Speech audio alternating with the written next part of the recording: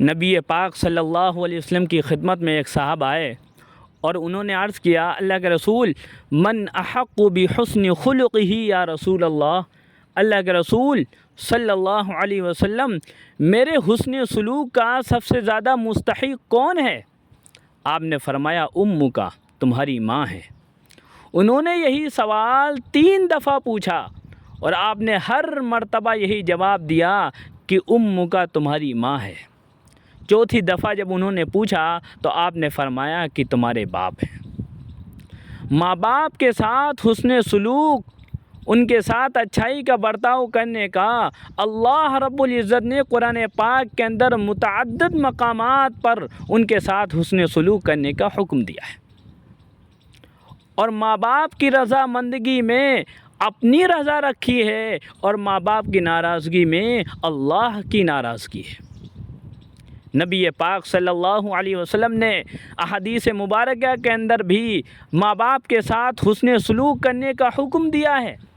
ان کی خدمت کریں، ان کا ادب و احترام کریں، ان سے اونچی آواز میں بات نہ کریں، ہر وقت ان کو راحت و سکون پہنچانے کے کام کریں۔ کتابوں میں لکھا ہے، ہمارے اکابرین میں سے ایک بزرگ گزرے ہیں، عالم دین ہیں، حضرت مولانا عبید اللہ سندھی رحمۃ اللہ علیہ۔ سکھ گھرانے سے تعلق تھا۔ 16 سال کی عمر میں اسلام قبول کیا۔ پہلے ان کا نام تھا بوٹا سنگھ۔ اسلام لانے کے بعد میں دیوبند آئے اور شیخ الہند رحمۃ اللہ علیہ کی خدمت میں 18 سال رہے، وہاں پر علم حاصل کیا۔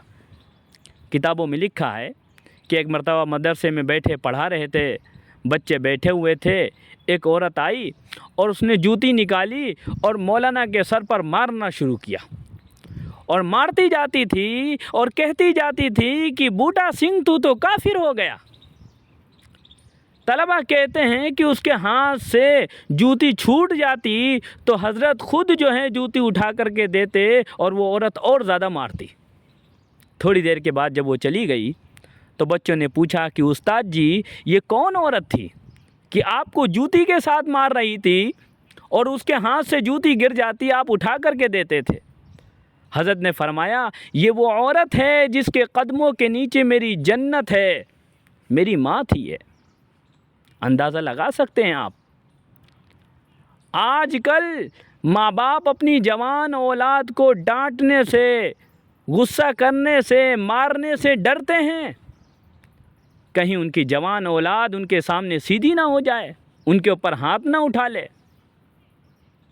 میرے محترم بزرگوں، دوستو، ماں باپ کے ساتھ بے انتہا حسن سلوک کرنا چاہیے، چاہے وہ ہمارے ساتھ کیسا ہی برتاؤ کیوں نہ کریں، تب بھی حکم یہ نہیں ہے کہ ہم ان کے ساتھ اچھائی کا سلوک چھوڑ دیں گے۔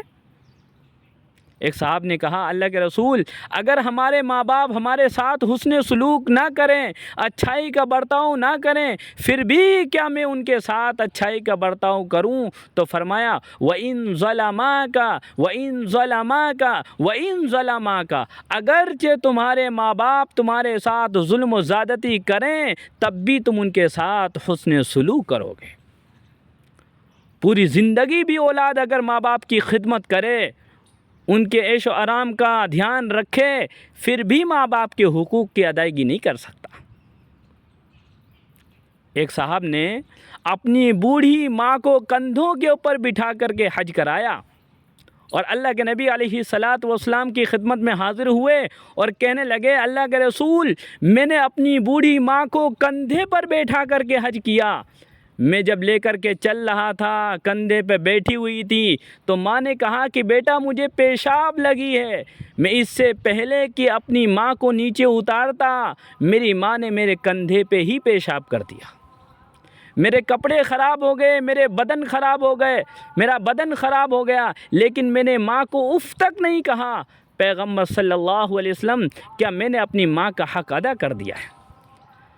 فرمایا، حق ادا کرنے کی بات ہے، تمہاری ماں نے تمہیں 9 مہینے تک پیٹ کے اندر رکھا، اس 9 مہینے میں جو اس کو تکلیف ہوتی تھی، ایک درد کا بھی تم نے حق ادا نہیں کر پایا۔